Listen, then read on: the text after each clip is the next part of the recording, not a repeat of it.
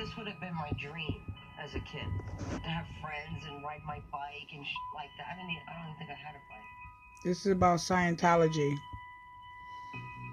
I mean, if you're ever gonna come out of the Sea Org, this The would be untold the place to come truth. to stimulate. That's for sure. Yeah, for sure. Right? Yeah. I like this. Welcome. I love it here. Thank you. Hello. This is Grayson. That's Grayson. Hi. Grayson, that's Leah. Do you give hugs? Yes, he gives big hugs. Let me see. Let me see. Oh my goodness, that's the best hug ever. My name is Claire Headley, and I was a Scientologist for 30 years. I was a member of the Sea Organization. I escaped in January 2005. I joined the Sea Org when I was 16, and within 3 months, I was promoted to the IMP base in Hemet. And the international base is where all the executives of Scientology are. That's right. The top tier.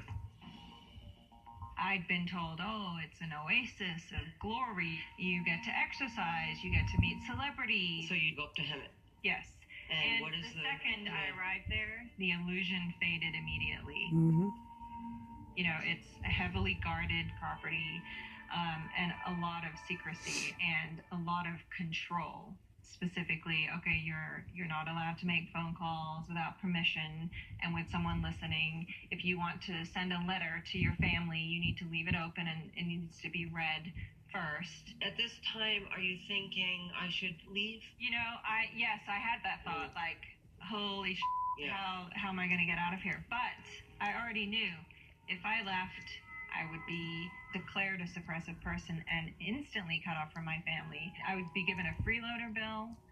And at 16, to consider a bill for $40,000, it's overwhelming. You know, you have to make up the damage for having left the Sea Org, and you have to pay back the money. $40,000 freeloader bill she had to pay if So she it's left called a at freeloader's 16. debt, so you have to pay that off.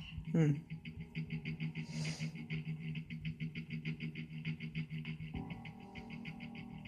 So you were a senior executive in the church? Yes.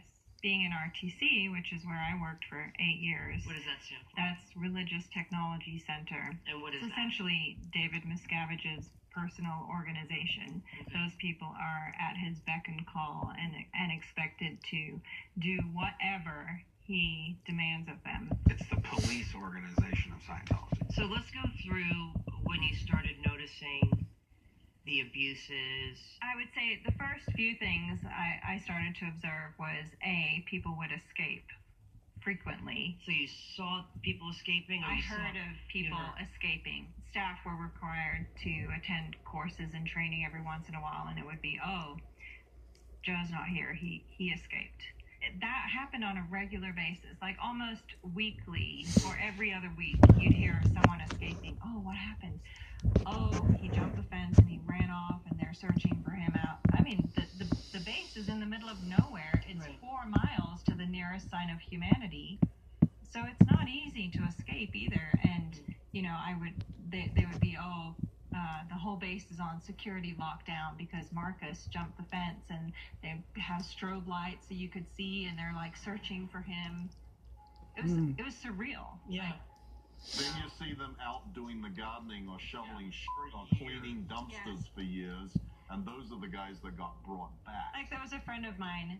She was a really nice girl, and she tried to escape one night. She made it not even 50 feet, and she fell in a ditch and got stuck there. It was in the middle of the night. I mean, it sounds pitiful, but it was the reality of She fell in a ditch. She fell in a ditch, she found got her. stuck there, they found her and brought her back. Right. The end. You know, I had seen people tracked down to the ends of the earth. I mean, one RTC staff member escaped to South Africa and was tracked down and brought back. Wow. In the Sea Org, you're not allowed to have sex with a boyfriend or a girlfriend. You have to get married. That's right. So you were married at what age? I was 17, Mark was 19. When I joined the Sea Organization, I knew that their policy was no kids allowed. If a woman got pregnant, she would instantly be scheduled to go and get an abortion. If she refused in any manner, she would be segregated, not allowed to speak with her husband, put under security watch, put on heavy manual labor, and interrogated for her crimes as to why she wanted to leave, because the reality was Getting pregnant meant you wanted to leave. that's Yeah. exactly right. Yes. At one point, I made a list of all the people I absolutely knew had had abortions, and it was more than 50 women. Some of them had had up to 6. Wow. If you were in the Sea Organization and you got pregnant, you were expected to have an abortion. The church claims that pressuring women to have an abortion has either never happened or doesn't happen anymore. The truth of the matter is, it is a mortal sin to get pregnant as a Sea Org member, because that means you will have to leave the Sea Organization and thereby break your billion-year contract. I absolutely swore that I would never have an abortion. I wanted kids. But next thing I know, I missed a period, so I have to go see the medical officer. She had me do the test with her there, and sure enough, it was positive.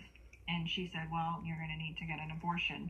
Basically, the sentiment there is get over it. Get back to work. And meanwhile, inside, I'm dying. Of course. Wow. You know, it's just I know. worst fear come true.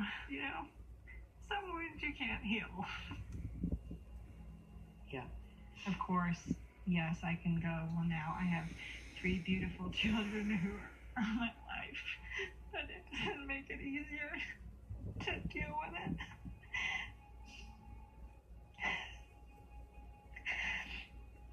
Doesn't make it any easier ever.